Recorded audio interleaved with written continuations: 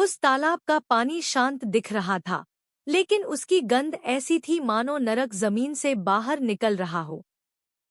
सड़े हुए मांस और रासायनिक दवाओं की मिलीजुली गंध नाक के अंदर तक चुभ रही थी।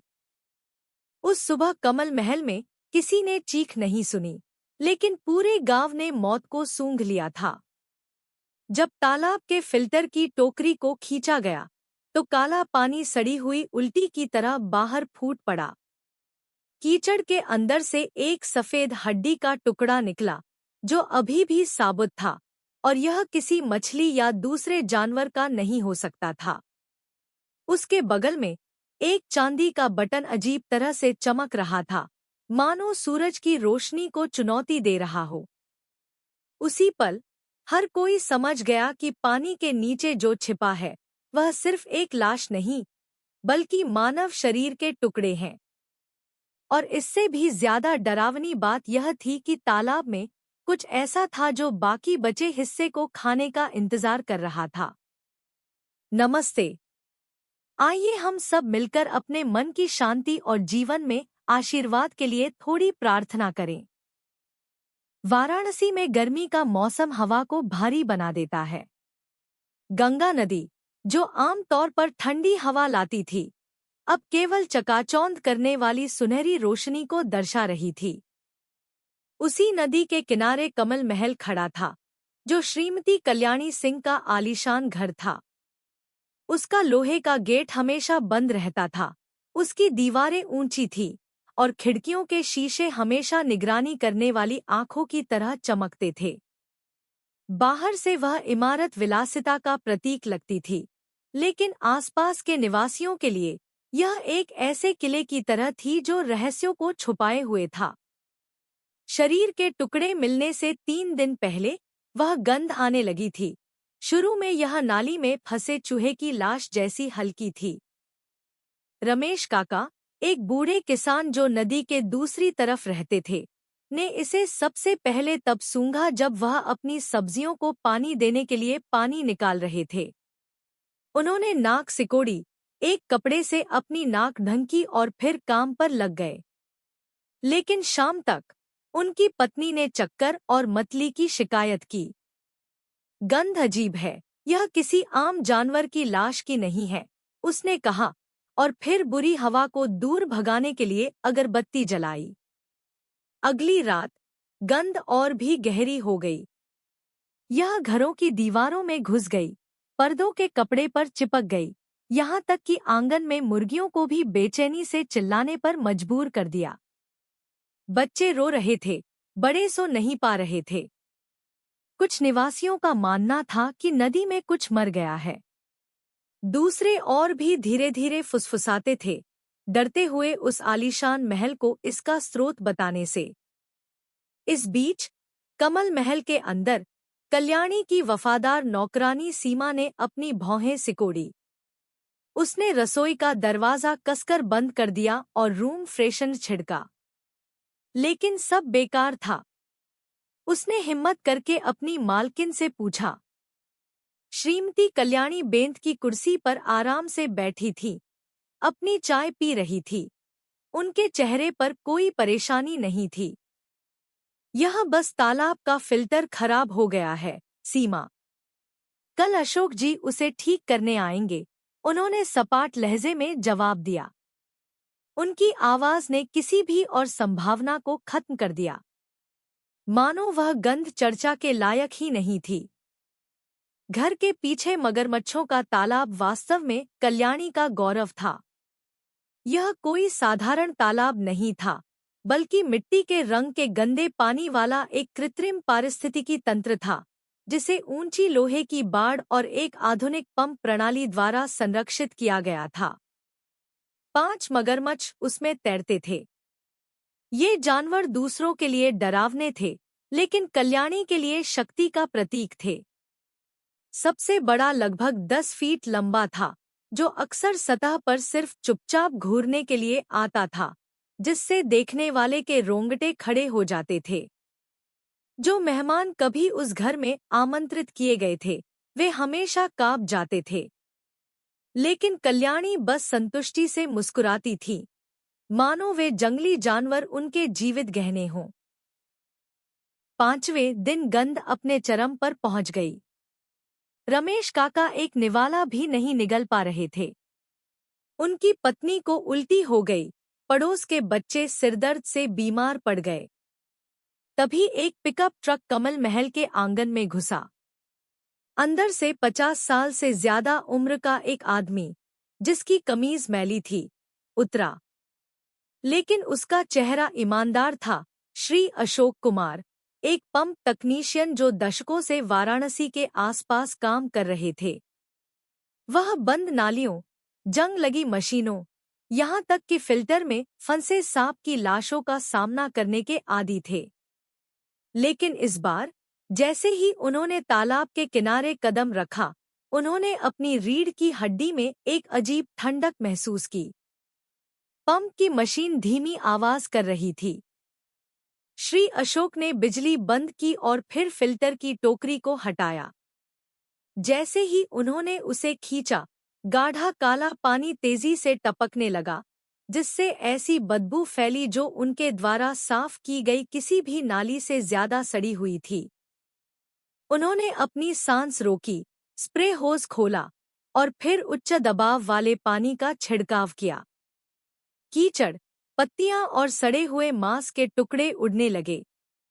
उस अफरा तफरी के बीच कुछ चमका। एक शेर के सिर के आकार का चांदी का बटन, जिस पर बारीक नक्काशी थी, जो स्पष्ट रूप से किसी बाग के मजदूर के कपड़ों का नहीं था। वह चौंक गए, उस चीज को उठाया और अपनी जेब में रख लिया। इससे पहले कि वह कुछ और सोच पाते, उनका हाथ किसी कठोर चीज से टकराया, जो पत्थर या लोहे से अलग थी। उन्होंने उसे साफ किया। जो बचा था वह एक छोटी सफेद हड्डी का टुकड़ा था, लेकिन उसका आकार स्पष्ट था। यह मछली की हड्डी नहीं थी, नहीं मुर्गे की। श्री अशोक को लगा जैसे उनका खून जम गया हो। वह जानते थे कि वह क्या पकड़े हुए हैं, और उनकी अंतरात्मा चिल्ला रही थी कि वह घर की मालकिन को कुछ न दिखाए। कांपते हाथों से उन्होंने बटन और हड्डी को एक रुमाल में छिपाया और फिर उसे अपनी अंदर की जेब में डाल लिया। उसके बाद उन्होंने काम पर वापस लौटने का नाटक किया, फिल्टर को फिर से जोड़ा, पंप चालू किया और सीमा द्वारा लाई गई मीठी चाय पी। रुकावट काफी गंभीर थी, उन्होंने झूठ बोलते हुए कहा। लेकिन अब ठीक हो गया है, जल्द ही गंध चली जाएगी। श्रीमती कल्याणी दरवाजे पर खड़ी दिखाई दी। उन्होंने क्रीम रंग का घरेलू गाउन पहना हुआ था। उनकी मुस्कान मिलनसार थी, लेकिन उनकी आंखें खाली और ठंडी थी, जैसे उस तालाब का पानी जो रहस्यों को छुपाए हुए था। बहुत अच्छा, अशोक जी। बिल हमेशा की तरह मुझे भेज दीजिएगा। उन्होंने एक पल के लिए तालाब की ओर देखा, बहुत देर तक, मानो सतह के नीचे से कुछ निकलने का इंतजार कर रही हों। श्री अशोक ने विदा ली। जैसे ही वह गेट से गुजरे, उनके कदम तेज हो गए। वह घर नहीं गए। वह सीधे हाईवे के कोने पर स्थित पुलिस चौकी की ओर चले गए।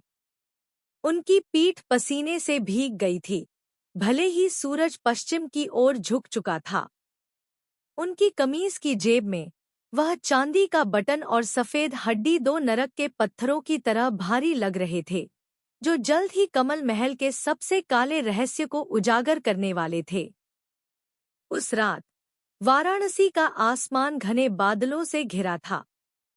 गंगा नदी से आने वाली हवा में नमी थी जो हर सांस लेने वाले के सीने पर दबाव डाल रही थी। कमल महल के आंगन में पुलिस की सर्चलाइटें तेज जल रही थी और आलीशान गेट के चारों ओर पीली पट्टी लगा दी गई थी। एक छोटा ट्रक रुका, जिसमें बड़ी क्षमता वाले पंप उपकरण थे। सायरन की आवाज नहीं सुनाई दे रही थी, लेकिन काले वर्दी में दर्जनों अधिकारियों की मौजूदगी ही आसपास के निवासियों को दूर से इकट्ठा करने के लिए काफी थी। रमेश काका सड़क के किनारे खड़े थे, उनका चेहरा पीला पड़ गया था। उन्होंने अपने पड़ोसी से फुसफुसाया, मैं जानता था कि वह गंध सामान्य नहीं थी। मैंने कहा था। उनके शब्द रुक गए क्योंकि विला के अंदर से धातु पर चोट करने की आवाज आई। जांच दल तालाब क्षेत्र की ओर जाने वाले पिछले दरवाजे का ताला तोड़ रहा था। बैठक कक्ष में श्रीमती कल्याणी सिंह रेशम के नाइट गाउन में सफेद सोफे पर बैठी थी। उनके बाल बड़े करीने से जूड़े में बंधे थे, हाथ गोद में रखे थे। उनकी नजर सीधी और शांत थी, जो उनके घर के पुलिस द्वारा घेरे जाने के बावजूद बिल्कुल भी घबराहट नहीं दर्शा रही थी। एक पुलिस अधिकारी ने पास आकर तलाशी का वारंट दिखाया। कल्याणी ने केवल सिर हिलाया और फिर खाली दीवार को घूरने लगी, मानो यह सब एक लंबी रात के बीच एक छोटी सी परेशानी हो। घर के पीछे असली काम शुरू हुआ। 2 विशाल पंप लगाए गए, जिनके मोटे होज नाली की ओर जा रहे थे। मशीनें दहाड़ने लगी। मगरमच्छ के तालाब का गंदा पानी तेजी से बाहर निकलने लगा, जैसे किसी विशालकाय जीव का खून बह रहा हो। धीरे धीरे तालाब की सतह नीचे जाने लगी। मगरमच्छ बेचैन हो गए, इधर-उधर तैरने लगे, कई बार लोहे की बाड़ से टकराए, जिससे धमाके की आवाज हुई। सड़ी हुई गंध और भी तेजी से उठी, जो नाक में सुई की तरह चुभ रही थी। फोरेंसिक टीम के सदस्य, जिन्होंने मोटे मास्क पहने थे, फिर भी बीमार दिख रहे थे। काला कीचड़ सतह पर तैर रहा था, जिसमें ऐसे जैविक अवशेष मिले थे जिन्हें तुरंत पहचाना नहीं जा सकता था। एक-एक करके वे लंबे जालों से सतह को छानने लगे। कुछ घंटे बीत गए। जब पानी एक वयस्क की कमर तक ही रह गया था, तो फोरेंसिक गोताखोरों में से एक तालाब के बीच से चिल्लाया, यहाँ कुछ है। सब लोग तनाव में आ गए। टॉर्च उस ओर घुमाई गई। गाढ़े कीचड़ से एक बड़ा काला प्लास्टिक का बंडल निकला, जो नायलॉन की रस्सी से बंधा था। सावधानी से टीम ने उस बंडल को किनारे पर खींचा।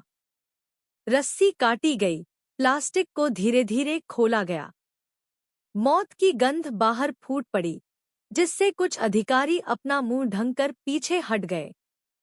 अंदर मानव शरीर के टुकड़े एक फटे पुराने कपड़े में लिपटे हुए रखे थे और उन पर सफेद पाउडर छिड़का हुआ था, जो बाद में चूना निकला।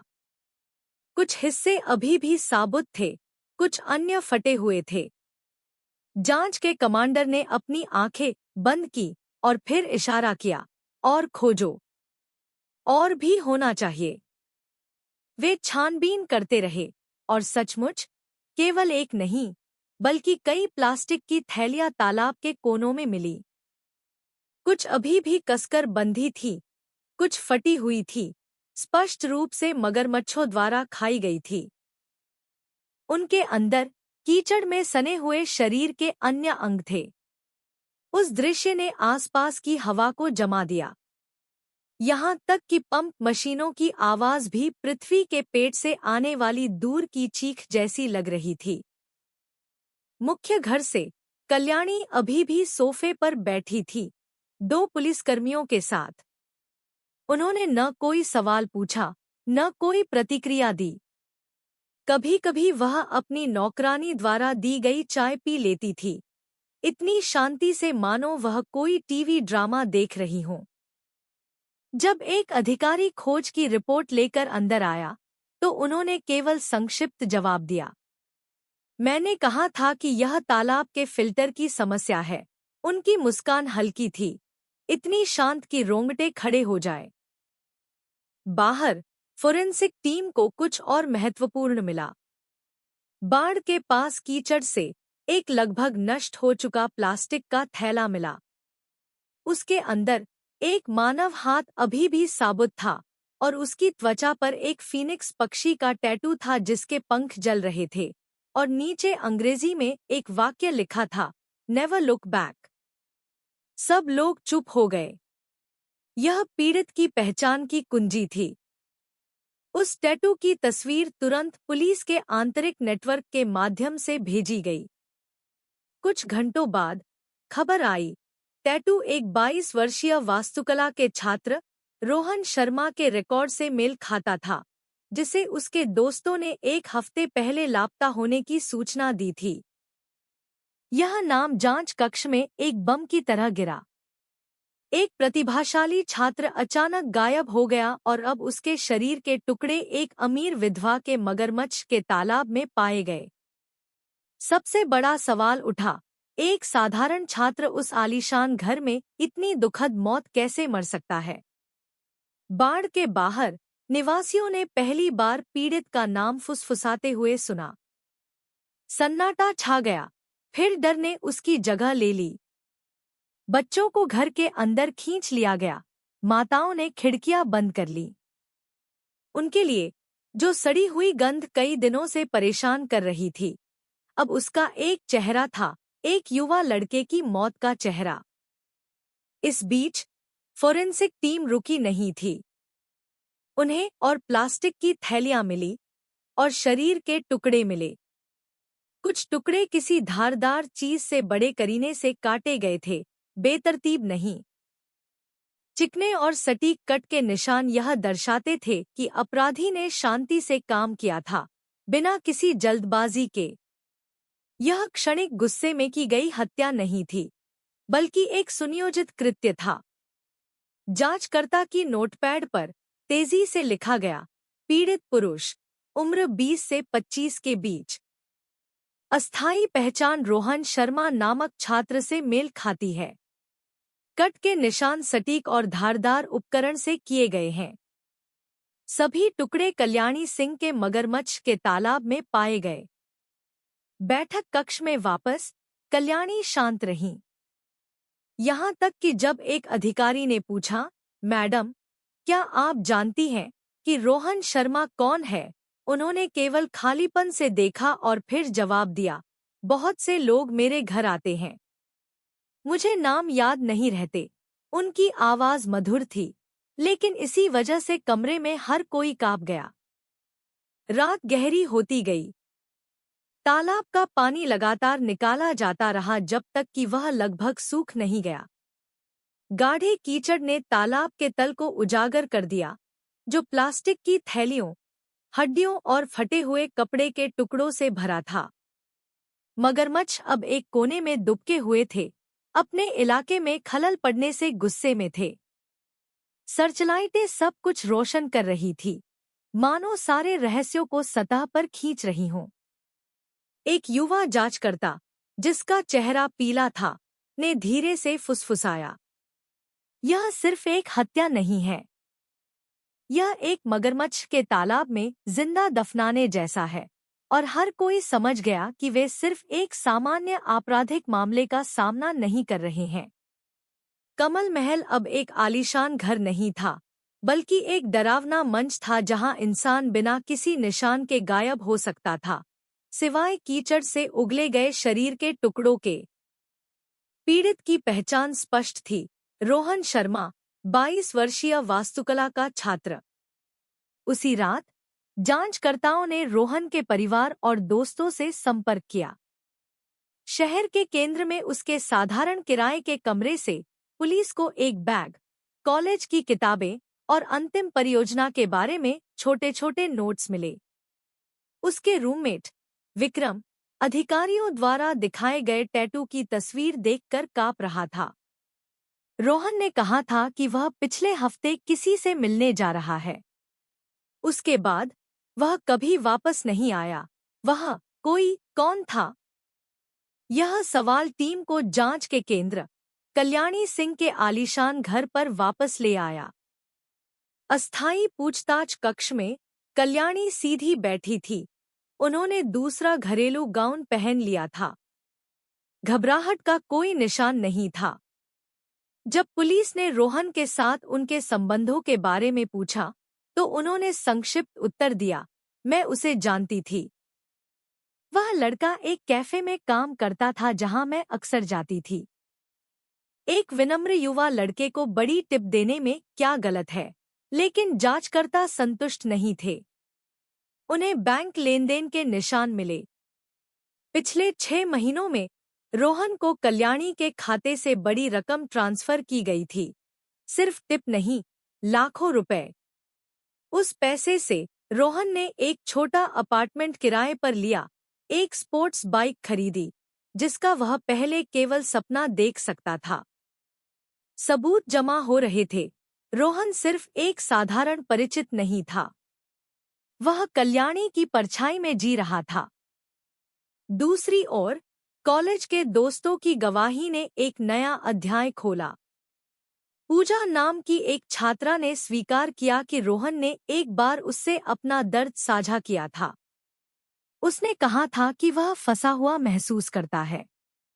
वह महिला उसके बाल कटवाने से लेकर वह किससे मिल सकता है, सब कुछ नियंत्रित करती थी। उसने कहा था कि वह बाहर निकलना चाहता है, अपनी सामान्य जिंदगी में वापस जाना चाहता है। इन शब्दों ने पूछताछ कक्ष को और भी ठंडा कर दिया। जांचकर्ता ने कल्याणी को घूरते हुए पूछा कि क्या यह सच है कि वह रोहन की सभी जरूरतें पूरी कर रही थी। कल्याणी ने हल्की सी मुस्कान दी। वह लड़का होशियार था, उसका भविष्य था। मैं सिर्फ उसकी मदद करना चाहती थी। अगर उसने दूर जाने का फैसला किया तो यह उसका अधिकार था। लेकिन आप खुद देख सकते हैं, दुनिया हमेशा युवाओं के लिए मेहरबान नहीं होती। यह वाक्य मीठे जहर जैसा था, न इनकार न स्वीकार, बस हवा में लटका हुआ। इस बीच तालाब से मिले सबूतों की और जांच की गई। मिली प्लास्टिक की थैलियां सामान्य नहीं थी। वे मोटी थी, उस तरह की जो औद्योगिक कचरे के लिए इस्तेमाल होती है। नायलॉन की रस्सी एक विशेष गांठ से बंधी थी, साफ सुथरी, जिसे अचानक नहीं किया जा सकता था। शरीर के टुकड़ों के निशान एक सटीक काटने वाले उपकरण, जैसे लकड़ी के लिए इस्तेमाल होने वाली बिजली की आरी, की ओर इशारा करते थे। यह सब दिखाता था कि अपराधी का इरादा सिर्फ मारना नहीं था, बल्कि उसने एक योजना तैयार की थी। एक फोरेंसिक जांचकर्ता ने धीरे से कहा, यह पहली बार नहीं है जब उसने ऐसा कुछ किया है। पहली हत्या के लिए यह बहुत साफ सुथरा काम है। इन शब्दों ने सभी को एक पुराने मामले की याद दिला दी, प्रिया वर्मा नामक एक कैफे गायिका, जो 2 साल पहले गायब हो गई थी। उसका शरीर कभी नहीं मिला, केवल यह अफवाह थी कि उसका एक अमीर बेनिफैक्टर के साथ संबंध था। अब जब कल्याणी के निजी कमरे में एक छोटा सा बक्सा मिला, जिसमें एक चांदी का बटन, एक पुराना सिम कार्ड, भूरे बालों का एक गुच्छा और एक टूटा हुआ नकली नाखून था, तो सभी की निगाहें कल्याणी की ओर मुड़ गईं। लेकिन कल्याणी शांत रहीं। उन्होंने एक टिश्यू से अपने होंठ पोंछे और फिर सपाट आंखों से जांचकर्ता को देखा। लोग हमेशा मेरे बारे में कहानियां गढ़ना पसंद करते हैं। अफवाहों को तथ्यों के साथ मिलाना कितना आसान है। उनकी मुस्कान फिर से उभरी, हल्की और चुभने वाली। कमरे के बाहर विक्रम राठौर नामक एक युवा जांचकर्ता ने एक और विवरण नोट किया। उसने कल्याणी के पैटर्न पर ध्यान दिया। जब भी मकसद के बारे में सवाल होता, वह चुप हो जाती। लेकिन जब भी नियंत्रण, पैसा, शक्ति या हैसियत के बारे में पूछा जाता, वह विस्तार से बोलती, मानो यही उसकी जिंदगी का ईंधन हो। विक्रम ने अपनी छोटी सी डायरी में लिखा, नार्सिसिस्टिक, स्वामित्व का जुनून, छोड़े जाने का डर, पीड़ित साथी नहीं बल्कि संपत्ति था। रात गहरी होती गई, लेकिन पूछताछ खत्म नहीं हुई। एक अधिकारी ने जांच किए गए शरीर के टुकड़ों की तस्वीरें दिखाईं। मैडम, क्या आप जानती हैं यह कौन है? उन्होंने पूछा। कल्याणी ने उस तस्वीर को देर तक देखा, फिर जवाब दिया, आप लोग पहले से ही उसका नाम जानते हैं। मुझे इसे दोहराने की क्या जरूरत है? उनकी आवाज में कोई कंपन नहीं था, कोई अपराध बोध नहीं था। इस बीच आसपास के गांव में खबर तेजी से फैल गई। निवासी डर के साथ कल्याणी का नाम फुसफुसाने लगे। बच्चों को विला की बाड़ के पास जाने से मना कर दिया गया। कुछ लोगों का मानना था कि वह तालाब लंबे समय से एक गुप्त कब्रिस्तान रहा है। रमेश काका, जिन्होंने शुरू से ही अजीब गंध महसूस की थी, केवल बड़बड़ा सकते थे। पता चला, अंतरात्मा कभी झूठ नहीं बोलती। पुलिस स्टेशन में वापस प्रारंभिक जांच के परिणामों से पता चला कि रोहन को मारने से पहले शायद कोई नशीला पदार्थ दिया गया था। शरीर के टुकड़ों पर कोई कठोर प्रतिरोध के निशान नहीं थे। इसका मतलब है, जब सब कुछ शुरू हुआ तो वह शायद बेहोश था। इस निष्कर्ष ने जांच कक्ष के माहौल को और भी भारी बना दिया। जब खबर प्रसारित हुई तो वाराणसी का स्थानीय मीडिया स्तब्ध रह गया। कैसे एक अमीर विधवा, जो एक फिलैंथ्रोपिस्ट के रूप में जानी जाती थी, जो अक्सर मंदिर और अनाथालयों में दान करती थी, अपने पिछवाड़े में एक मौत का तालाब छिपा सकती थी? यह विरोधाभास बहुत तीखा था। सुबह होने को थी। कल्याणी अभी भी पूछताछ कक्ष में सीधी बैठी थी। उनके चेहरे पर कोई भाव नहीं था। जब एक जांचकर्ता ने पूछा कि सभी सबूत मिलने के बाद वह कैसा महसूस कर रही हैं, तो उन्होंने केवल जवाब दिया, लोग हमेशा बहुत ज्यादा जानना चाहते हैं। जबकि कुछ चीजें ऐसी होती हैं जिन्हें पानी के नीचे ही रहना चाहिए। इस वाक्य ने कमरे में सभी को चुप करा दिया। जांच के रिकॉर्ड में वह तारीख अभी भी स्पष्ट रूप से दर्ज थी, अगस्त के मध्य में शनिवार की रात, जब मौत की गंध अभी तक किसी को नहीं आई थी। रोहन शर्मा रात करीब 9 बजे कमल महल आया था। गेट पर लगे सीसीटीवी कैमरे ने उसकी नई स्पोर्ट्स बाइक को रुकते हुए रिकॉर्ड किया। उसने हेलमेट उतारा, उसका चेहरा हिचकिचाता हुआ लग रहा था। वह एक बैग ले जा रहा था जिसमें कुछ सामान थे, जो उसके दोस्तों के अनुसार कल्याणी के दिए हुए महंगे उपहार थे। एक घड़ी, ब्रांडेड कपड़े, यहाँ तक कि चमड़े के जूतों की एक जोड़ी। उस रात उसका इरादा सब कुछ वापस करने का था। कल्याणी ने एक साधारण काले गाउन में दरवाजे पर उसका स्वागत किया। उसकी मुस्कान कोमल थी, लेकिन उसकी आंखें तेज थी। अंदर आओ, रोहन। हम शांति से बात करेंगे, उसने धीमी आवाज में कहा। बैठक कक्ष में क्रिस्टल का झूमर धीमी रोशनी में जल रहा था। चमेली की खुशबू हवा में भरी थी, जो पीछे के बगीचे से आने वाली नमी की गंध को छिपा रही थी। रोहन सोफे पर बैठ गया, सिर झुकाए, शब्द जोड़ने की कोशिश कर रहा था। उसने कहा कि वह यह सब खत्म करना चाहता है, एक सामान्य छात्र के रूप में अपनी जिंदगी में वापस जाना चाहता है। उसने सभी मदद के लिए धन्यवाद दिया, लेकिन उनके रिश्ते को खत्म होना ही था। कल्याणी ने बिना टोके सुना। उसके हाथ 2 क्रिस्टल गिलासों में रेड वाइन डालने में व्यस्त थे। अगर यह तुम्हारा फैसला है, तो मैं तुम्हें मजबूर नहीं कर सकती, उसने शांति से कहा। उसने एक गिलास वाइन रोहन को दिया। चलो विदाई के लिए पीते हैं। इसे मेरी तरफ से आखिरी दुआ समझो। रोहन एक पल के लिए हिचकिचाया, लेकिन संकोच ने उसे गिलास उठाने पर मजबूर कर दिया। वाइन मीठी थी, फिर धीरे धीरे उसका गला घोंटने लगी। कुछ मिनट बाद उसका सिर भारी हो गया, दृष्टि धुंधली हो गई।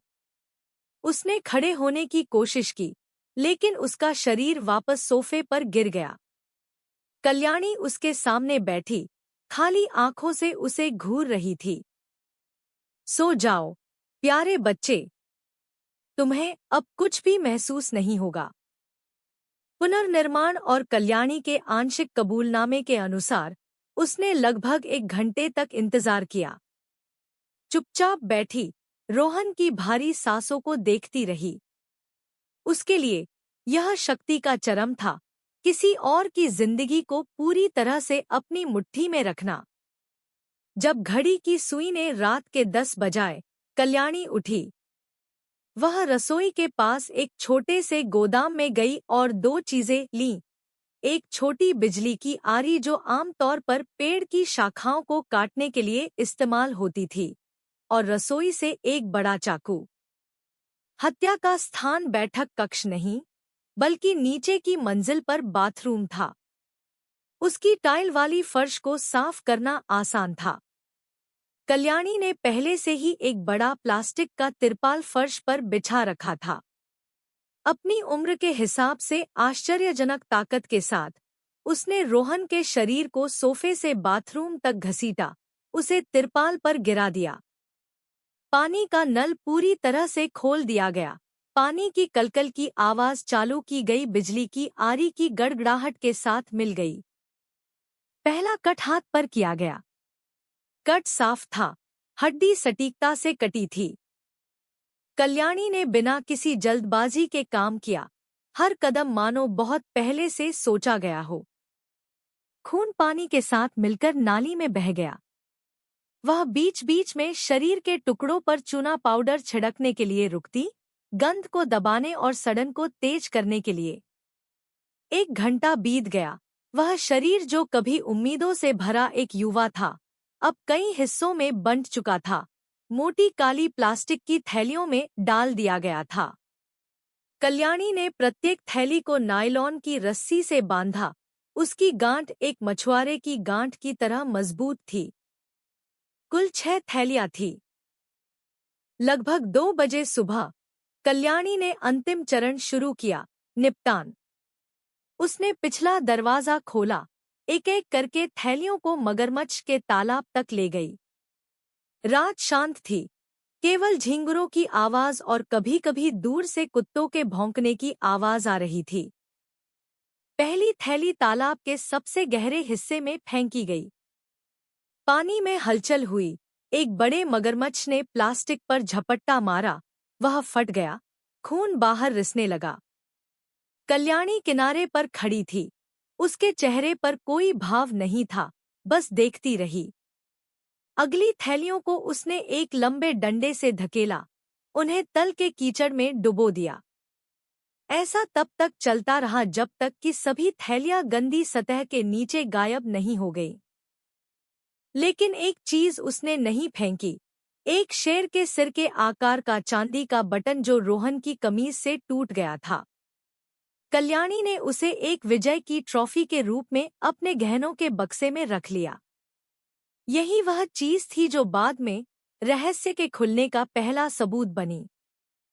सब कुछ खत्म होने के बाद कल्याणी बाथरूम में वापस आई। उसने कमरे को कठोर सफाई के तरल से साफ किया, टाइलों को तब तक रगड़ा जब तक वे चमक नहीं गई। प्लास्टिक का तिरपाल, पीड़ित के कपड़े और अन्य सामान उसने एक बोरी में डाले और सुबह होने से पहले शहर के बाहरी इलाके में एक कूड़ेदान में फेंक दिए। सुबह होते ही कमल महल सामान्य लग रहा था। कल्याणी भोजन कक्ष में बैठी दलिया और गर्म चाय का नाश्ता कर रही थी। उसकी मुस्कान वापस आ गई थी, मानो खून से सनी वह रात सिर्फ एक बुरा सपना थी जो कभी हुआ ही नहीं था। गेट के बाहर दुनिया सामान्य रूप से चल रही थी। लोग काम पर जा रहे थे, बच्चे स्कूल जा रहे थे। किसी को नहीं पता था कि शांत मगरमच्छ के तालाब के पीछे एक छात्र के शरीर के टुकड़े छिपे हैं। अगले कुछ दिनों तक कल्याणी अपनी दिनचर्या का पालन करती रहीं, मंदिर जातीं, अनाथालयों में दान करतीं, सोशलाइट पार्टियों में शामिल होतीं। उनका चेहरा मिलनसार था, उनकी बातें ज्ञान से भरी थी। कोई भी यह अनुमान नहीं लगा सकता था कि जब वह हाथ में वाइन का गिलास लिए तालाब के किनारे बेंत की कुर्सी पर अकेली बैठती थी, तो वह उबलते पानी के अंदर देख रही थी, उन आवाज़ों को सुन रही थी जिन्हें केवल वही समझ सकती थी। मांस के फटने की आवाज़, कीचड़ में निगले गए रहस्यों की आवाज़। लेकिन जैसा कि हमेशा होता है, गंध झूठ नहीं बोल सकती थी। तालाब से धीरे धीरे उठने वाली गंध ही थी जिसने अंततः संदेह को आमंत्रित किया, श्री अशोक को चांदी का बटन और छोटी हड्डी खोजने के लिए प्रेरित किया, और फिर भयानक सच्चाई का रास्ता खोल दिया। और तलाशी की रात। जब पुलिस ने तालाब के तल से प्लास्टिक की थैलियों को उठाया, कल्याणी केवल सोफे पर शांत चेहरे के साथ बैठी रहीं। उन्होंने न इनकार किया, न स्वीकार किया। उनके लिए चुप्पी नियंत्रण बनाए रखने का अंतिम तरीका था। हत्या की वह रात एक अंधेरा बिंदु बनी रही, जो यह दर्शाती थी कि कमल महल सिर्फ एक आलीशान घर नहीं था, बल्कि एक महिला द्वारा अपने अहंकार को बनाए रखने के लिए तैयार किया गया एक बलिदान का मंच था। पूछताछ कक्ष ठंडा था। सफेद नियॉन लाइट बहुत तेज जल रही थी, जो ग्रे दीवारों पर तेज परछाइयां बना रही थी। कल्याणी सिंह एक लोहे की कुर्सी पर सीधी बैठी थी, दोनों हाथ गोद में बड़े करीने से रखे थे। उन्होंने गहरे नीले रंग का एक साधारण ब्लाउज पहना था, बाल साफ सुथरे जूड़े में बंधे थे। मानो वह एक हत्या की संदिग्ध नहीं, बल्कि एक सम्मानित अतिथि थी जो दावत का इंतजार कर रही थी। उनके सामने एक वरिष्ठ जांचकर्ता ने एक मोटी फाइल खोली, जिसमें शरीर के टुकड़ों, प्लास्टिक की थैलियों और रोहन शर्मा के फीनिक्स टैटू की तस्वीरें थीं। तस्वीरें मेज पर बिखेर दी गईं, जानबूझकर प्रतिक्रिया जानने के लिए दिखाई गईं। कल्याणी ने केवल एक संक्षिप्त नजर डाली और फिर सीधे दीवार की ओर देखने लगी। उनके चेहरे पर कोई बदलाव नहीं था। श्रीमती सिंह, अधिकारी की आवाज दृढ़ थी, हमारे पास स्पष्ट सबूत है। रोहन के शरीर के टुकड़े आपके मगरमच्छ के तालाब में मिले हैं। आपके खाते से उसके खाते में पैसे ट्रांसफर हुए हैं। एक गवाह है जिसने रोहन को आखिरी बार इस घर में प्रवेश करते देखा था। आप क्या कहना चाहती हैं? कल्याणी ने धीरे से सांस ली। वह लड़का अक्सर आता था। उसे मदद की जरूरत थी, मैंने मदद की। अगर वह मर गया तो क्या यह मेरी गलती है? यह दुनिया क्रूर है। बहुत से युवा इसका सामना करने के लिए तैयार नहीं होते। इस जवाब ने जांचकर्ताओं को एक दूसरे को देखने पर मजबूर कर दिया। यह न तो इनकार था, न ही कबूलनामा। यह एक लटका हुआ वाक्य था जो एक आत्मरक्षा से ज्यादा एक ठंडे दर्शन की तरह लग रहा था। अगली रात पूछताछ जारी रही। उन्होंने और कड़े सवालों के साथ दबाव डाला। रोहन टुकड़ों में कैसे कट गया? असली मकसद क्या था? कल्याणी वैसी ही रही। वह हल्की सी मुस्कुराई और फिर लंबे समय तक चुप रही। समय को बीतने दिया, यहाँ तक कि जब एक जांचकर्ता ने ऊंची आवाज में उन पर मनोरोगी होने का आरोप लगाया, तो उन्होंने केवल धीरे से पलकें झपकाईं और कहा, आप मुझे कुछ भी कह सकते हैं, लेकिन याद रखना, मैंने कभी किसी को मजबूर नहीं किया। वे खुद आए थे। कमरे के बाहर दिल्ली से विशेष रूप से बुलाए गए प्रोफाइलर्स की एक टीम ने विश्लेषण तैयार करना शुरू कर दिया। उनके शुरुआती नोट्स में अत्यधिक नार्सिसिस्टिक और बॉर्डरलाइन शब्द लिखे थे। कल्याणी ने प्रशंसा की भूख का एक विशिष्ट पैटर्न दिखाया। छोड़े जाने को बर्दाश्त नहीं कर पाना, दूसरों को केवल अपने अहंकार का विस्तार मानना। रोहन के साथ संबंध कभी भी संतुलित नहीं था। वह युवक साथी नहीं, बल्कि एक संपत्ति था जिसे झुकना था। जब रोहन जाना चाहता था, तो कल्याणी के अहंकार को चोट पहुंची, जिससे विनाशकारी क्रोध भड़क उठा। एक आपराधिक मनोवैज्ञानिक ने लिखा, यह हत्या केवल जान लेने के बारे में नहीं थी। पीड़ित के शरीर को काटना कल्याणी का पहचान मिटाने का तरीका था, एक इंसान को एक वस्तु में बदलने का। शरीर के टुकड़ों को मगरमच्छ के तालाब में फेंककर उसने जीवन और मृत्यु को नियंत्रित करने का एहसास किया। लेकिन कुछ और भी परेशान करने वाला था। कल्याणी के निजी कमरे की तलाशी के दौरान उन्हें एक छोटा गहनों का बक्सा मिला। उसके अंदर केवल रोहन का चांदी का बटन ही नहीं था, बल्कि अन्य चीजें भी थीं। भूरे रंग के लंबे बालों का एक गुच्छा, एक पुराना सिम कार्ड और एक टूटा हुआ नकली नाखून। ये चीजें स्पष्ट रूप से रोहन से संबंधित नहीं थी। जब उस बक्से के बारे में पूछा गया तो कल्याणी केवल धीरे से हंसी। हर किसी की यादें होती हैं। कुछ सहेजने में क्या गलत है? कोई और स्पष्टीकरण नहीं दिया गया। लेकिन जांच टीम को तुरंत 2 साल पहले 20 वर्षीय कैफे गायिका प्रिया वर्मा के लापता होने का पुराना मामला याद आ गया। वह मामला एक मृत अंत पर रुक गया था क्योंकि कोई लाश नहीं थी, कोई सुराग नहीं था। अब कल्याणी के बक्से में रखी चीजें एक बड़े रहस्य की ओर एक छोटी खिड़की की तरह लग रही थी।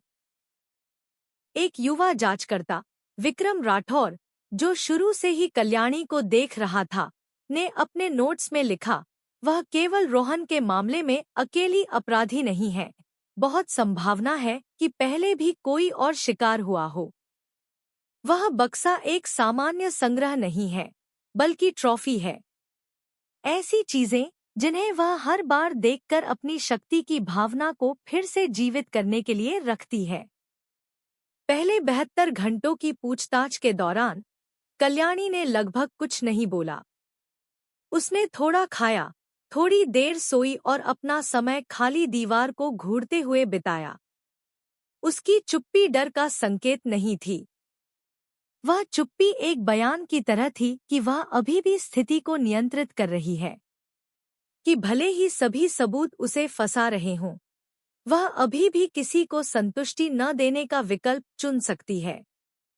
अंत में चौथी रात लगभग 2 बजे वह बोली। उसकी आवाज धीमी थी, मानो वह खुद से कहानी कह रही हो। उसने आखिरी रात की घटनाओं को दोहराया। रोहन, वाइन, नींद की गोलियां, बाथरूम में घसीटा गया शरीर, घूमने वाली बिजली की आरी, तालाब में फेंकी गई प्लास्टिक की थैलियां। उसकी कहानी इतनी विस्तृत, इतनी सपाट थी, मानो वह एक व्यंजन की विधि बता रही हो, न कि एक नरसंहार की। जांचकर्ता चुपचाप सुनते रहे। कुछ को तो खुद को शांत करने के लिए कमरे से बाहर जाना पड़ा। कल्याणी ने आंसू नहीं बहाए। कोई पछतावा नहीं था, बल्कि जब उसने बताया कि कैसे मगरमच्छों ने पहली थैली पर झपट्टा मारा था, तो उसकी आंखों में एक हल्की संतुष्टि थी। वे वफादार जानवर हैं, उसने कहा। हमेशा जो बचा है उसे साफ कर देते हैं। उस कबूलनामे ने रोहन के मामले का चक्र पूरा कर दिया, लेकिन कुछ और भी अंधेरे के लिए दरवाजा खोल दिया। इस संभावना के लिए कि उसने पहले भी ऐसा ही किया था। उसके बक्से में रखी रहस्यमयी चीजें एक मूक सबूत बन गई जो चीख रही थी। प्रेस कॉन्फ्रेंस में पुलिस प्रवक्ता ने केवल आधिकारिक तथ्य बताए। संदिग्ध ने रोहन शर्मा की हत्या और अंगभंग करने की बात कबूल कर ली है। पूरे सबूतों के साथ कानूनी प्रक्रिया चल रही है। लेकिन पुलिस स्टेशन के संकरे गलियारे में जांचकर्ता एक दूसरे से फुसफुसा रहे थे। क्या रोहन वास्तव में पहला शिकार था या सिर्फ आखिरी शिकार जो पकड़ा गया? कल्याणी एक बार फिर अपने मुख्य हथियार पर लौट आई, चुप्पी। उसने न पुष्टि की, न इनकार किया। जब भी प्रिया वर्मा का नाम लिया जाता, वह केवल हल्की सी मुस्कुराती। उस मुस्कान ने पूरे कमरे में एक ठंडक फैला दी, जो किसी भी चीख से ज्यादा डरावनी थी। कमल महल अब खाली था, पुलिस की पट्टी से घिरा हुआ। मगरमच्छ का तालाब खाली कर दिया गया था, मगरमच्छों को स्थानांतरित कर दिया गया था। तल के कीचड़ की अभी भी जांच की जा रही थी। क्या पता, शायद कोई और टुकड़े मिले, शायद केवल रोहन के नहीं। आसपास के निवासी अब पास आने की हिम्मत नहीं करते थे। बच्चों को नदी के किनारे खेलने से मना कर दिया गया था। वह आलीशान विला एक डरावने स्मारक में बदल गया था। एक प्रतीक की विलासिता और भयावहता के बीच की सीमा कितनी नाजुक होती है। कल्याणी सलाखों के पीछे अपने मुकदमे का इंतजार करती रही, लेकिन उसकी ठंडी मुस्कान की छाया और उस छोटे बक्से में रखी ट्रॉफियों का रहस्य जिसे उसने कभी नहीं समझाया, सभी को यह सवाल पूछने पर मजबूर करता रहा, उस मगरमच्छ के तालाब के गंदे पानी के नीचे कितनी आत्माएं डूब चुकी थीं? कमल महल में हुई हत्या की खबर गंगा नदी की धारा से भी तेज फैली। स्थानीय अखबारों ने बड़ी बड़ी सुर्खियां लगाईं। छात्र का अंगभंग, शरीर के टुकड़े मगरमच्छ के तालाब में फेंके गए। राष्ट्रीय टेलीविजन ने विला के गेट के सामने से लाइव प्रसारण दिखाया। कैमरे पुलिस की पीली पट्टी पर केंद्रित थे। पत्रकार टिप्पणी के लिए होड़ कर रहे थे, जबकि निवासी सड़क के उस पार जमा थे। उनके चेहरों पर डर, जिज्ञासा और घृणा का मिश्रण था। रमेश काका, वह पड़ोसी जिसने सबसे पहले सड़ी हुई गंध महसूस की थी, अचानक एक स्रोत बन गए। उनका कई बार साक्षात्कार लिया गया। मैंने कहा था कि गंध किसी सामान्य लाश की नहीं थी, यह हड्डियों तक चुभ रही थी। लेकिन कौन सोच सकता था कि उस आलीशान दीवार के पीछे एक जिंदा कब्र थी। उनकी आवाज कांप रही थी, और हर बार जब वह कहानी सुनाते तो आसपास के निवासी सिर हिलाते, उस वाक्य को एक मंत्र की तरह दोहराते। डर तुरंत फैल गया। माता पिता ने बच्चों को नदी के पास खेलने से मना कर दिया। युवा महिलाओं को जल्दी घर लौटने के लिए कहा गया। वाराणसी की रातें, जो आमतौर पर चाय की दुकानों पर बातचीत से भरी रहती थी, अचानक शांत हो गई। कमल महल एक भूत की तरह बन गया था, जो गांव के कोने पर सीधा खड़ा था, आलीशान लेकिन शापित। इस बीच ऑनलाइन दुनिया में यह मामला विस्फोट कर गया। कमल महल, क्रोकोडाइल पॉन्ड और कल्याणी सिंह भारत के ट्विटर पर ट्रेंड करने लगे। हजारों टिप्पणियां आईं, कुछ ने निंदा की, कुछ को विश्वास नहीं हुआ। कैसे एक परोपकारी, मंदिर में दान देने वाली, अनाथालय की संरक्षक इतनी क्रूरता कर सकती है? एक उपयोगकर्ता ने लिखा। कुछ और भी सनकी थे। यह सबूत है कि एक मीठा चेहरा मगरमच्छ के दांत छिपा सकता है। पुलिस स्टेशन में जांच टीम के पास मीडिया पर ध्यान देने का समय नहीं था। वे कल्याणी के अतीत को खोदने में व्यस्त थे। पुरानी फाइलें खोली गईं, उन लोगों के साथ साक्षात्कार दोबारा किए गए जो कभी उसके करीब थे।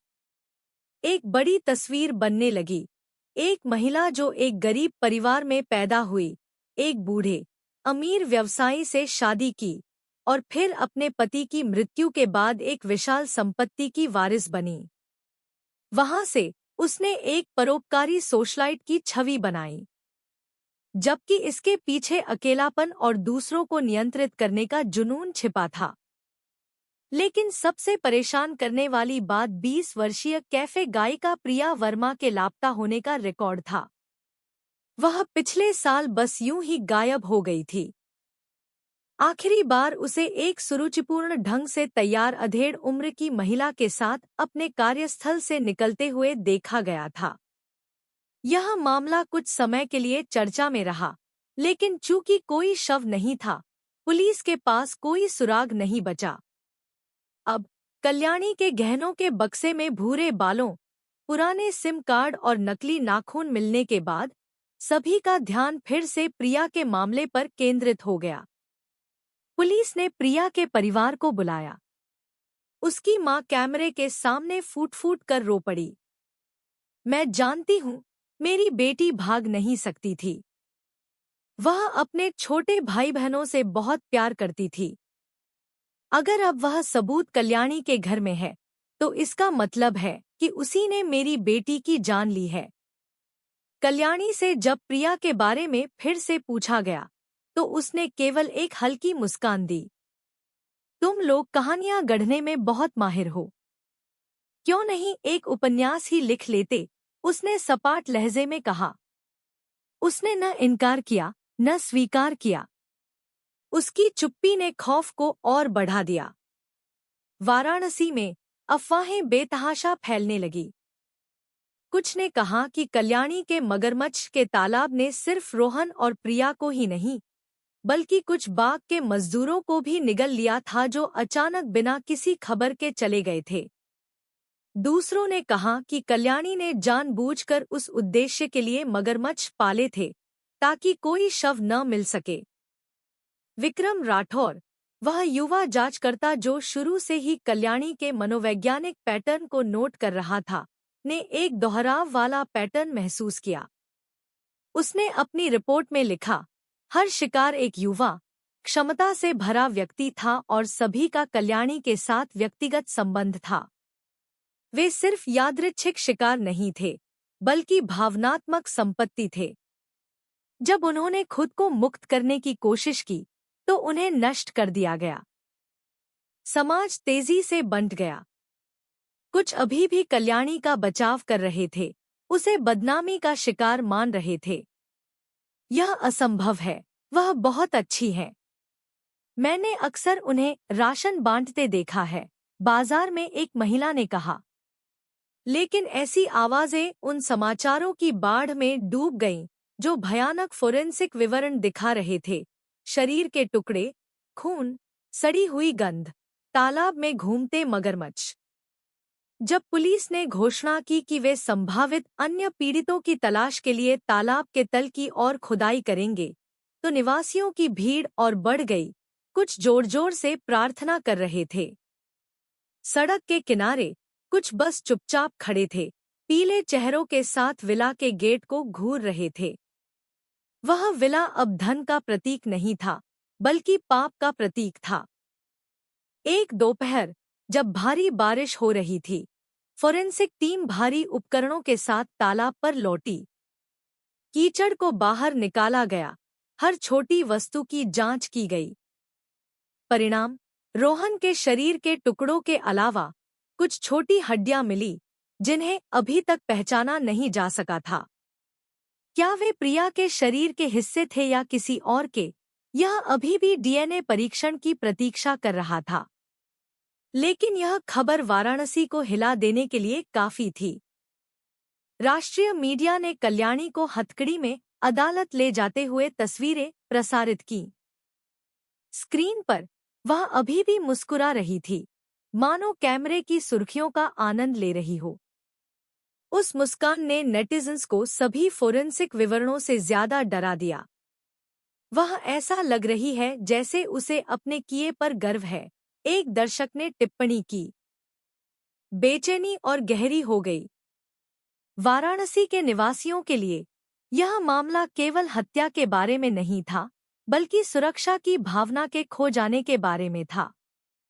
यदि एक महिला जिसे अब तक एक आदर्श माना जाता था, अंधेरे की रानी बन सकती है, तो किस पर भरोसा किया जा सकता है? इस बीच पुलिस ने उन अन्य शहरों में जांच का विस्तार किया जहां कल्याणी अक्सर जाती थी। एक पर्यटक गाइड के रूप में काम करने वाले एक युवक के बिना किसी निशान के गायब होने की पुरानी रिपोर्टें थीं। कोई सीधा सबूत नहीं था, लेकिन वही पैटर्न बनने लगा। वे सभी युवा, सुंदर या आकर्षक थे, और गायब होने से पहले सभी का कल्याणी के साथ घनिष्ठ संबंध था। हर नई खोज ने कमल महल के ऊपर केवल एक काली छाया डाली। वह घर अब खाली कर दिया गया था, लेकिन निवासियों के लिए यह हमेशा एक डरावने स्मारक के रूप में खड़ा रहेगा। लोग अब इसे एक नए नाम से पुकारने लगे थे, मगरमच्छ वाला घर। और पूछताछ कक्ष में कल्याणी शांत बैठी रही, कभी नहीं रोई। उसकी चुप्पी, उसकी मुस्कान और उसके गहनों के बक्से में रखी रहस्यमयी वस्तुएं सभी को परेशान करती रहीं। सबसे भयानक सवाल बिना किसी जवाब के लटका रहा। क्या रोहन शर्मा वास्तव में आखिरी शिकार था, या उन कई में से एक था जो पहले ही उस अंधेरे तालाब में डूब चुके थे? वाराणसी के पास फोरेंसिक प्रयोगशाला रासायनिक गंधों से भरी थी। कमल महल के मगरमच्छ के तालाब से लाई गई काली प्लास्टिक की थैलियों को एक-एक करके स्टील की मेज पर ले जाया गया। शरीर के हर टुकड़े की जांच की गई, फोटो खींची गई, और फिर तौला गया। विशेषज्ञों ने मोटे दस्ताने, मास्क और फेस शील्ड पहने थे। अभ्यस्त होने के बावजूद कुछ युवा तकनीशियनों को पहली थैली खोलते समय उल्टी हो गई। रोहन शर्मा के शरीर के टुकड़े उनकी आशंका से कहीं ज्यादा साबुत थे। कल्याणी द्वारा छिड़के गए चूने के पाउडर ने सड़न को धीमा कर दिया था, जिससे कट के पैटर्न का विश्लेषण करना आसान हो गया। बिजली की आरी ने एक खास निशान छोड़ा था, सीधा कट। हड्डी के रेशे खुरदुरे थे लेकिन सटीक थे। शरीर पर कोई महत्वपूर्ण प्रतिरोध के निशान नहीं थे। यह इस सिद्धांत को मजबूत करता है कि अंगभंग की प्रक्रिया शुरू होने पर पीड़ित बेहोश था। वह जानती थी कि वह क्या कर रही है, एक वरिष्ठ फोरेंसिक विशेषज्ञ डॉ. हरीश ने कहा। घबराहट का कोई निशान नहीं, कोई गलत दिशा में कट नहीं। यह कोई नौसिखिया नहीं है। उसने शायद अनुभव से या पहले प्रयास करके सीखा होगा। इस वाक्य ने कमरे में सन्नाटा ला दिया। सभी की आंखें प्रयोगशाला के कोने में एक बड़े व्हाइट बोर्ड की ओर मुड़ गईं। रोहन की तस्वीर 2 साल पहले गायब हुई कैफे गायिका प्रिया वर्मा की तस्वीर के बगल में लगी थी। कल्याणी के गहनों के बक्से में मिले भूरे बालों और नकली नाखून के डीएनए परीक्षण ने संदेह को और पुख्ता कर दिया। परिणाम प्रिया के परिवार के डेटा से मेल खाते थे। इसका मतलब है, भले ही उसका शव नहीं मिला था, लेकिन इस बात के पुख्ता सबूत थे कि प्रिया कभी कल्याणी के घर में थी। एक नया सवाल उठा, उसका शव अब कहाँ है? क्या वह भी मगरमच्छों का भोजन बन गया था? जांच दल ने और गहराई से खोदना शुरू किया। उन्होंने कल्याणी के यात्रा रिकॉर्ड खंगाले, यह पता लगाया कि कौन-कौन कभी उसके करीब रहा था। एक अस्पष्ट पैटर्न सामने आया। हर 1 से 2 साल में कल्याणी के सामाजिक दायरे के आसपास कोई युवा व्यक्ति अचानक गायब हो जाता था। कोई कैफे कर्मचारी था, कोई टूरिस्ट गाइड, यहाँ तक कि एक माली भी था जो कभी अपने परिवार के पास वापस नहीं लौटा। दिल्ली से एक आपराधिक प्रोफाइलर डॉ. माया रुक्मिणी ने एक बंद कमरे की बैठक में अपना विश्लेषण प्रस्तुत किया।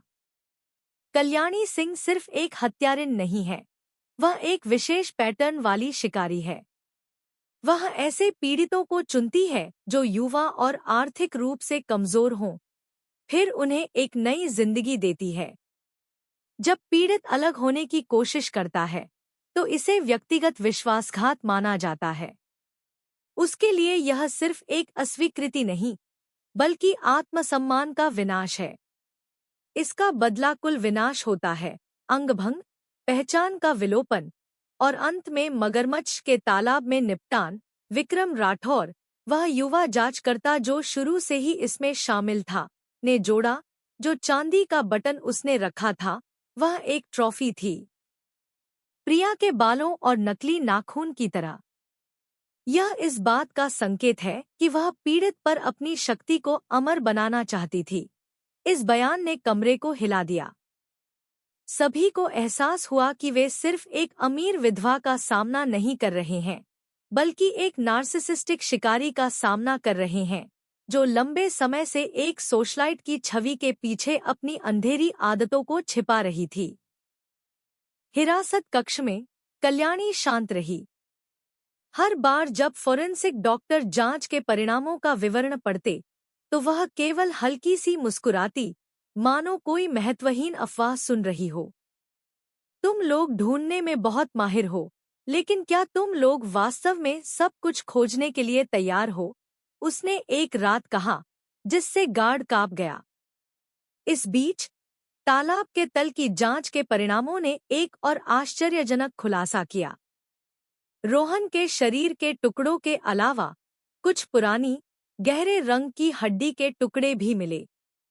अनुमान लगाया गया कि वे 1 साल से अधिक समय से डूबे हुए थे।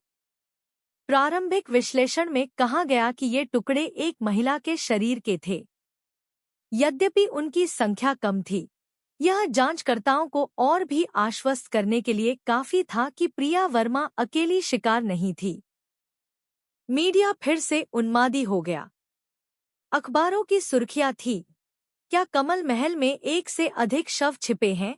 टीवी टॉक शो में अपराध विज्ञान के विशेषज्ञों को लाया गया, जिन्होंने कल्याणी को वाराणसी की काली विधवा कहा। निवासी इस उपनाम को सुनकर कांप गए, लेकिन इसके बारे में बात करना भी बंद नहीं कर सके। जब आधिकारिक मनोवैज्ञानिक रिपोर्ट सार्वजनिक रूप से जारी की गई, तो लोग और भी डर गए। दस्तावेज में कहा गया था कि कल्याणी नार्सिसिस्टिक पर्सनालिटी डिसऑर्डर और बॉर्डरलाइन पर्सनालिटी डिसऑर्डर के संयोजन से पीड़ित थी।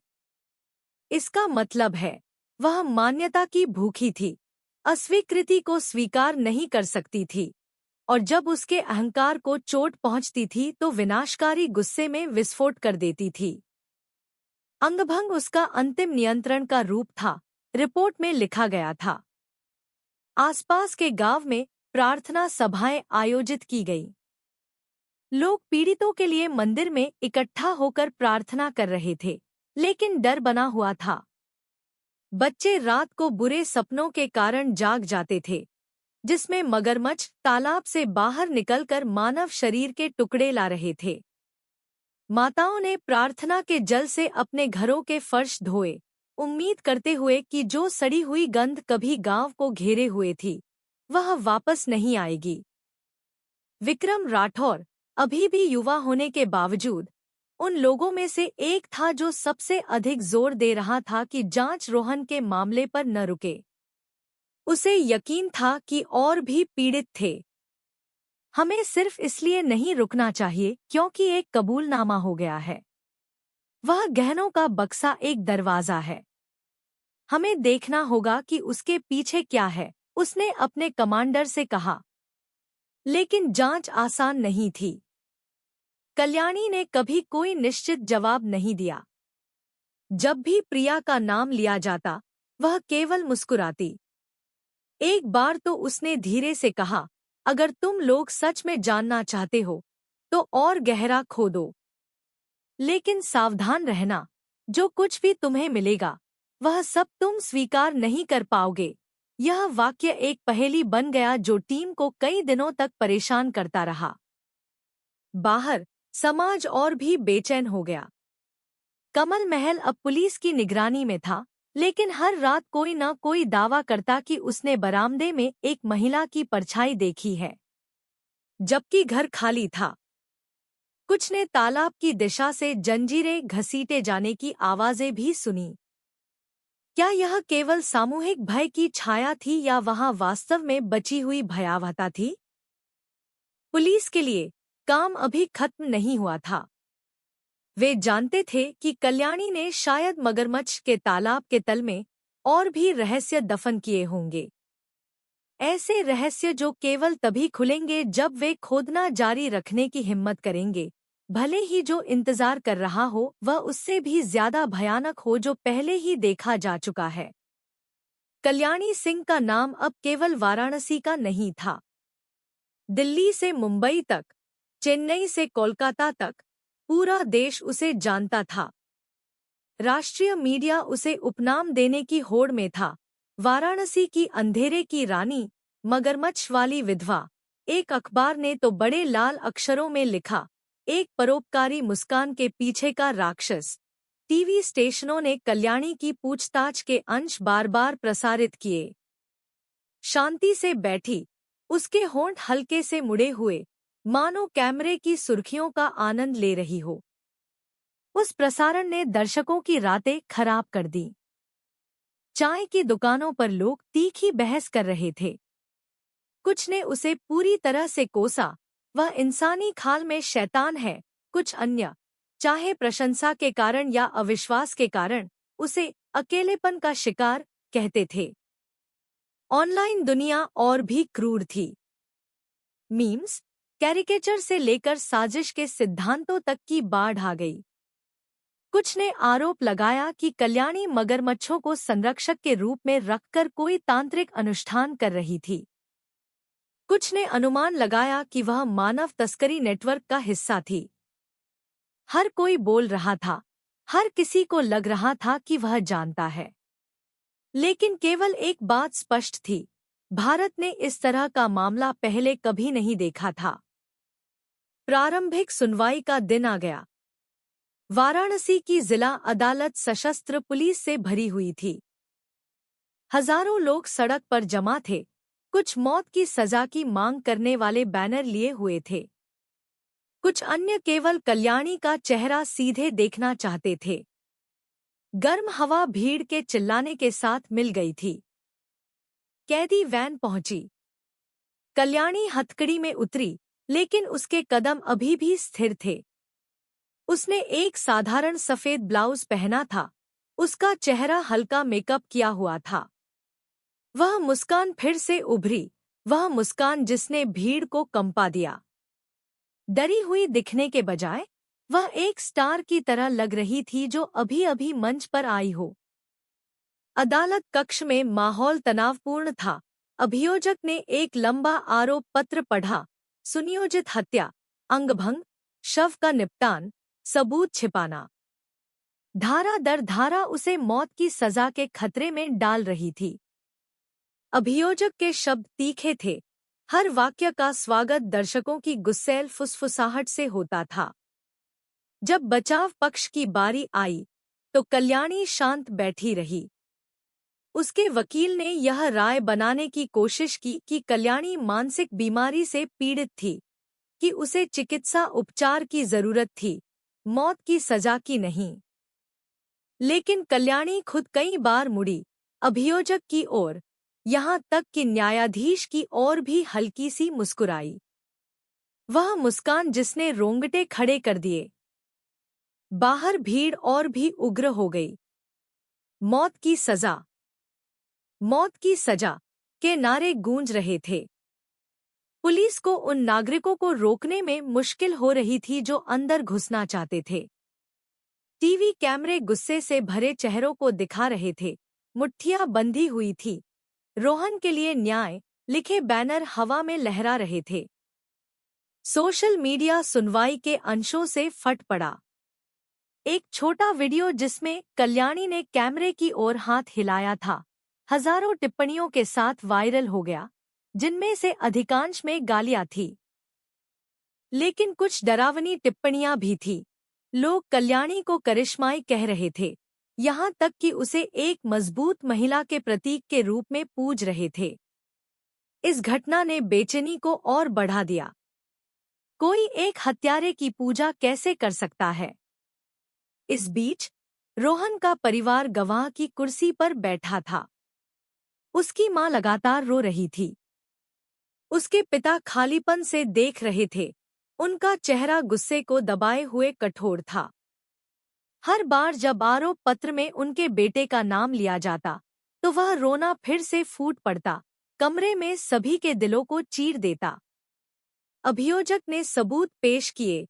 शरीर के टुकड़ों की तस्वीरें, काली प्लास्टिक की थैलियां, बिजली की आरी और शेर के सिर के आकार का चांदी का बटन। कमरे में सांसें थम गईं। जब वे तस्वीरें स्क्रीन पर दिखाई गईं, तो कुछ दर्शक सिर झुकाकर बैठ गए, देख नहीं सके। न्यायाधीश को भी माहौल शांत करने के लिए थोड़ी देर के लिए रुकना पड़ा। सुनवाई के बीच में अभियोजक ने प्रिया वर्मा के लापता होने के मामले का भी उल्लेख किया। भले ही कोई शव नहीं था, बालों और नकली नाखून के सबूत जांच को फिर से खोलने के लिए काफी थे। जब प्रिया का नाम लिया गया, तो कल्याणी और भी चौड़ी मुस्कुराई, लगभग एक विजय की मुस्कान की तरह। अभियोजक ने उसे तीखी नजर से देखा। क्या आप यह भी कहना चाहती हैं कि प्रिया को केवल मदद की जरूरत थी? उसने व्यंग्य किया। कल्याणी ने जवाब नहीं दिया, केवल ठंडी आंखों से सीधे देखती रही। यह सुनवाई एक राष्ट्रीय तमाशा बन गई। हर टीवी स्टेशन ने सीधे अंश प्रसारित किए। रेटिंग बढ़ गई, विज्ञापन की बाढ़ आ गई और पत्रकार अदालत के प्रांगण में जमा हो गए। कुछ ने इसे इस दशक का सबसे बड़ा कानूनी नाटक कहा। लेकिन पीड़ित परिवारों के लिए यह नाटक नहीं था, यह एक ऐसा घाव था जो कभी नहीं भरेगा। रात में वाराणसी बेचैन रहा। निवासी फुसफुसाते हुए सुनवाई पर चर्चा कर रहे थे। कुछ को यकीन था कि कल्याणी को मौत की सजा होगी। कुछ अन्य निराशावादी थे, चिंतित थे कि उसका पैसा और प्रभाव कानून को नरम कर सकता है। इस संदेह ने समाज में गुस्से की आग को और भड़का दिया। पुलिस में समानांतर जांच अभी भी चल रही थी। तालाब के तल में मिली हड्डियों का परीक्षण जारी था। परिणाम चौंकाने वाले थे। कुछ प्रिया के डीएनए प्रोफाइल से मेल खाते थे, कुछ अन्य अभी भी रहस्यमय थे। उत्तर प्रदेश में लापता लोगों के डेटाबेस से मेल नहीं खाते थे। इसका मतलब है, संभवतः कोई और पीड़ित था जिसकी कभी रिपोर्ट नहीं की गई थी। जब यह खबर मीडिया में लीक हुई तो दहशत फैल गई। समाचार की सुर्खियां थी, कल्याणी के शिकार 2 से अधिक हो सकते हैं। डर की एक लहर दौड़ गई। लोग इस संभावना के बारे में बात करने लगे कि वह मगरमच्छ का तालाब कई वर्षों से एक गुप्त कब्रिस्तान रहा है। युवा जांचकर्ता विक्रम राठौर ने अपनी व्यक्तिगत डायरी में लिखा, कल्याणी की हर मुस्कान एक दीवार है। उसके पीछे चीखों से भरा एक लंबा गलियारा है जो कभी बाहर नहीं निकला। हमने शायद केवल उसका सिरा पाया है। सबसे बड़ा सवाल, कितनी आत्माएं बिना नाम के डूब चुकी हैं? सुनवाई अभी लंबी थी, लेकिन एक बात निश्चित थी, यह मामला अब केवल एक अमीर विधवा के बारे में नहीं था जिसने एक छात्र की हत्या की थी। यह मानव के अंधेरे पक्ष का एक आईना बन गया था, जिसे पूरे देश ने देखा था। इसने परोपकारी चेहरे और शिकारी आत्मा के बीच की पतली रेखा के बारे में परेशान करने वाले सवाल उठाए। और शांत अदालत कक्ष में जब न्यायाधीश ने सुनवाई स्थगित करने के लिए हथौड़ा बजाया, तो कल्याणी फिर से कैमरे की ओर मुड़ी। वह मुस्कान ठंडी, अस्पष्ट, रहस्यों से भरी हुई, टीवी स्क्रीन से देखने वाले सभी को फिर से परेशान कर गई। उस दिन वाराणसी जिला अदालत का प्रांगण इंसानों का समुद्र जैसा था। भीड़ सुबह से ही जमा थी। कुछ रोहन शर्मा और प्रिया वर्मा की तस्वीरें लिए हुए थे। कुछ अन्य कल्याणी सिंह को मौत की सजा दो लिखे बैनर लहरा रहे थे। पुलिस ढाल लिए हुए कतार में खड़ी थी। पसीना बह रहा था, भले ही सूरज अभी निकला ही था। नारों और चीखों की आवाजें सड़क के पार मंदिर के लाउडस्पीकर से आने वाली जोरदार प्रार्थनाओं के साथ मिल गई थी। अदालत कक्ष के अंदर माहौल कम गर्म नहीं था। मीडिया ने हर कोने को भर दिया था। टीवी कैमरे तनावपूर्ण चेहरों पर केंद्रित थे। न्यायाधीश ने कमरे में प्रवेश किया, हथौड़ा बजाया और अतिरिक्त सबूतों की जांच के एजेंडे के साथ सुनवाई शुरू की। अभियोजक दस्तावेजों के एक ढेर के साथ खड़ा हुआ। उसकी आवाज गूंज रही थी, माननीय न्यायाधीश, आज हम कमल महल के मगरमच्छ के तालाब में आगे की खुदाई के परिणामों से नए सबूत लाए हैं। मृतक रोहन शर्मा के शरीर के टुकड़ों के अलावा हमें हड्डी के टुकड़े मिले हैं जो प्रिया वर्मा के परिवार के डीएनए से मेल खाते हैं। और इससे भी ज्यादा चौंकाने वाली बात यह है कि एक अज्ञात महिला के हड्डी के और टुकड़े मिले हैं जिसकी उम्र 20 से 30 साल के बीच अनुमानित है। अदालत कक्ष में कोहराम मच गया। कुछ लोग चिल्लाए, रोहन का परिवार रो पड़ा। प्रिया की मां रिश्तेदारों की गोद में बेहोश हो गई। पत्रकार खबर देने के लिए बाहर भागे। ऑनलाइन सुर्खियां मिनटों में फैल गईं। कल्याणी के शिकार 2 से अधिक। न्यायाधीश ने शांति की अपील की, लेकिन हंगामे को शांत करना मुश्किल था। कल्याणी बस सीधी बैठी रही। उसका चेहरा शांत था, उसके होंठ थोड़े मुड़े हुए थे। वह मुस्कान फिर से उभरी, मानो वह अपने द्वारा पैदा किए गए हंगामे का आनंद ले रही हो। अभियोजक ने जोड़ा, हमें एक पुराना सिम कार्ड भी मिला है जिसमें वास्तव में छोटे संदेशों की रिकॉर्डिंग थी। एक संदेश में प्रिया ने अपने दोस्त को लिखा था, मैं एक अमीर महिला द्वारा ले जाई जा रही हूँ। उसने मुझे एक प्रसिद्ध गायिका बनाने का वादा किया है। अगर मैं वापस न आऊं तो मुझे उसके घर पर ढूंढना। यह संदेश उसके गायब होने से पहले की रात भेजा गया था। पूरा कमरा जम गया। सभी की आंखें कल्याणी की ओर मुड़ गईं। यह वह सबूत था जिसका सभी को इंतजार था, पीड़ित की अपनी आवाज गायब होने से पहले। न्यायाधीश ने कल्याणी को देखा। क्या आप इस सबूत पर कोई प्रतिक्रिया देना चाहती हैं? उसने भारी स्वर में पूछा। कल्याणी ने धीरे से अपनी ठुड्डी उठाई, न्यायाधीश की ओर देखा। उसकी आवाज कोमल थी, लगभग एक फुसफुसाहट की तरह। युवा लोग हमेशा वादों से भरे होते हैं। वे मेरे पास आते हैं, मदद मांगते हैं, दुनिया मांगते हैं। लेकिन जब उन्हें बाहरी दुनिया याद आती है, तो वे भूल जाते हैं कि उन्हें किसने चमकाया। मैंने कभी किसी को मजबूर नहीं किया। मैंने केवल यह सुनिश्चित किया कि वे यह न भूले कि कल्याणी सिंह कौन है। इस वाक्य ने कमरे को कंपा दिया। यह सीधा कबूलनामा नहीं था, लेकिन यह सुनने वाले किसी भी व्यक्ति के दिल को छेदने के लिए काफी था। अभियोजक ने अपनी फाइलों को मेज पर पटका। माननीय न्यायाधीश, यह स्पष्ट रूप से नियंत्रण और सुनियोजित हत्या का एक पैटर्न है।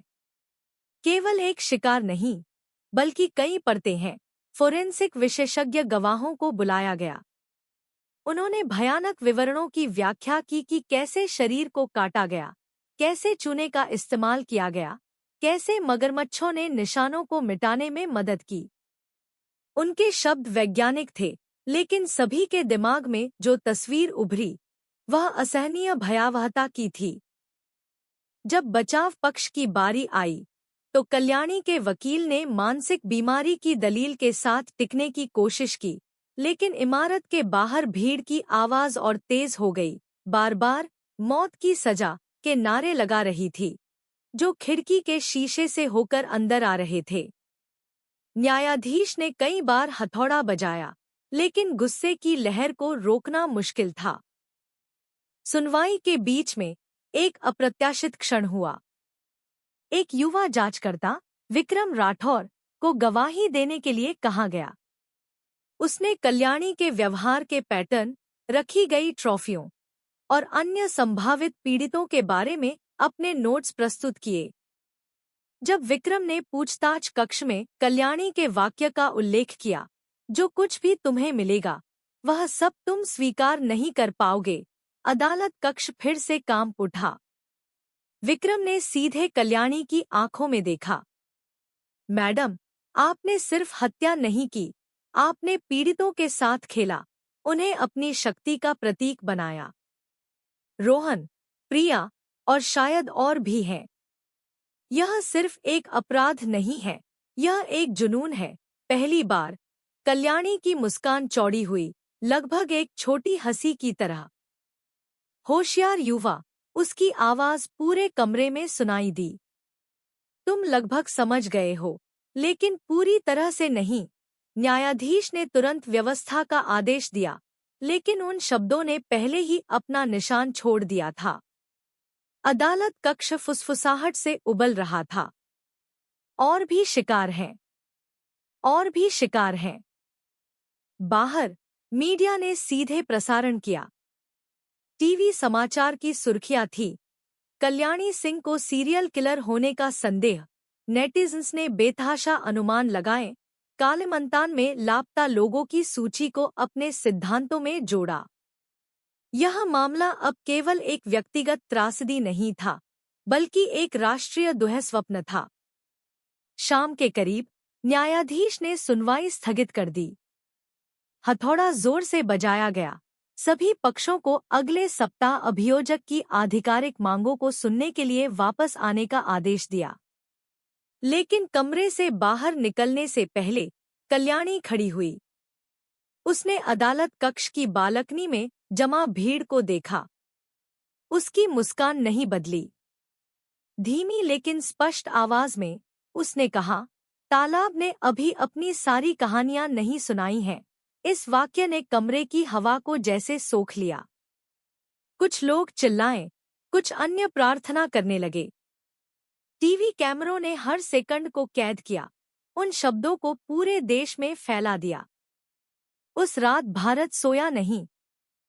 टीवी से, रेडियो से, मोबाइल फोन की स्क्रीन से हर कोई केवल एक ही बात कर रहा था।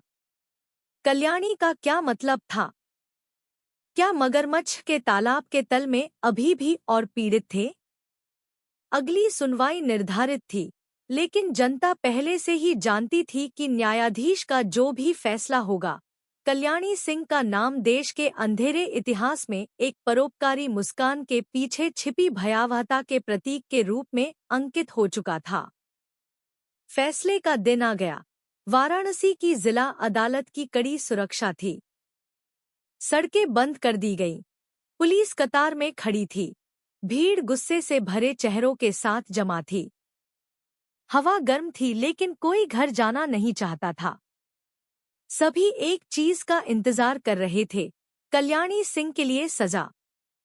अदालत कक्ष में न्यायाधीश ने 3 बार हथौड़ा बजाया। अभियोजक ने मौत की सजा की मांग की, यह कहते हुए कि कल्याणी ने सुनियोजित हत्या, अंगभंग और संभवतः 1 से अधिक पीड़ितों की हत्या की थी। अभियोजक ने जोर देकर कहा कि यह मामला केवल कानून का नहीं, बल्कि जनता की न्याय की भावना का था जो टूट चुकी थी।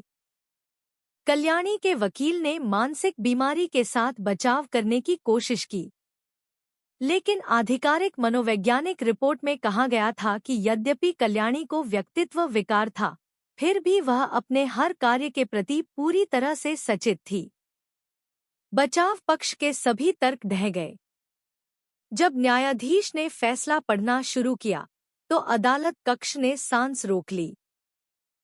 अभियुक्त कल्याणी सिंह को सुनियोजित हत्या के अपराध का दोषी और सिद्ध पाया जाता है। इसके द्वारा मौत की सजा सुनाई जाती है। कमरा फट पड़ा। पीड़ितों के परिवारों के आंसू भीड़ के जयकारों के साथ मिल गए। इमारत के बाहर अल्लाहू अकबर के नारे गूंजे, जिसके बाद तालियों और राहत की चीखें थीं। वाराणसी ने हफ्तों तक खौफ में रहने के बाद एक लंबी सांस ली, लेकिन कल्याणी ने एक बार फिर कोई प्रतिक्रिया नहीं दी। वह शांत खड़ी रही। उसका चेहरा ठंडा था, उसके होंठ हल्के से मुड़े हुए थे। जब उसे अदालत कक्ष से बाहर ले जाया जा रहा था, तो वह एक पल के लिए टीवी कैमरों की ओर मुड़ी और इतनी जोर से फुसफुसाई कि माइक्रोफोन में रिकॉर्ड हो जाए। तालाब अभी भी रहस्य रखता है। यह वाक्य जनता पर बिजली की तरह गिरा। मीडिया ने इसे बार बार प्रसारित किया। नेटिजन्स फिर से उन्मादी हो गए। क्या वह केवल धमकी दे रही थी या वास्तव में कोई और पीड़ित था जिसका कभी खुलासा नहीं हुआ? भले ही सजा सुना दी गई थी, लेकिन बेचैनी दूर नहीं हुई। कमल महल खाली छोड़ दिया गया, लेकिन आसपास के निवासी पास जाने की हिम्मत नहीं करते थे। कुछ लोगों ने रात में तालाब की दिशा से अजीब आवाजें सुनने का दावा किया।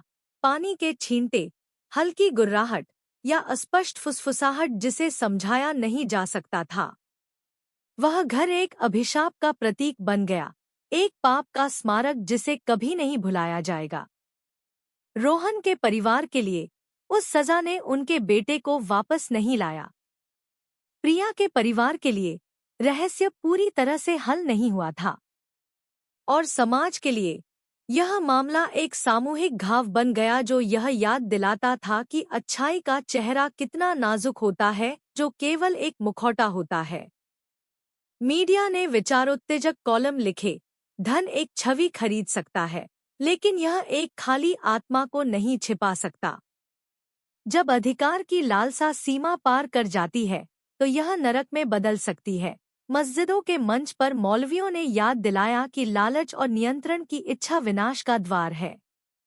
और इन सब के बीच सबसे बड़ा सवाल लटका रहा, क्या रोहन शर्मा वास्तव में आखिरी शिकार था, या उस तालाब के मगरमच्छ लंबे समय से और भी युवा आत्माओं के मूक गवाह रहे थे जिन्हें कल्याणी ने डुबो दिया था? उस सवाल का जवाब शायद कभी नहीं मिलेगा। कल्याणी सिंह का मामला मौत की सजा के साथ समाप्त हुआ, लेकिन उसकी कहानी जीवित रही। यह एक अनुस्मारक बन गई कि सबसे भयानक अपराध हमेशा एक क्रूर चेहरे से नहीं आता, बल्कि एक मिलनसार मुस्कान, प्रार्थना और एक परोपकारी दिखने वाले हाथ के पीछे छिपा हो सकता है। और यह सबक हम सभी के लिए बचा है। किसी को केवल उसके दिखने के आधार पर कभी न आंकें। शक्ति, धन और जुनून दिल को अंधा कर सकते हैं, जिससे इंसान अपने ही साथियों के लिए शिकारी बन जाता है। यदि प्रेम स्वामित्व में बदल जाता है और मदद नियंत्रण में बदल जाती है, तो जो पैदा होता है वह स्नेह नहीं, बल्कि विनाश होता है। कमल महल का तालाब अब सूख गया है, लेकिन उसकी परछाई अभी भी परेशान करती है। एक ऐसे घाव की तरह जो ठीक नहीं होता, यह एक चेतावनी के रूप में खड़ा है। कानून शायद एक मामले को बंद कर सकता है, लेकिन इतिहास कभी नहीं भूलेगा। कृपया अपनी टिप्पणी छोड़ें। क्या आपको लगता है कि कल्याणी ने वास्तव में रोहन और प्रिया की भूमिका निभाई? क्या वह मगरमच्छ का तालाब अभी भी अंधेरे रहस्य रखता है? नीचे अपनी राय लिखें। अगर इस कहानी ने आपको कंपा दिया तो लाइक दबाएं और सब्सक्राइब करना और घंटी को सक्रिय करना न भूलें, ताकि आप अगली कहानियों से न चूकें।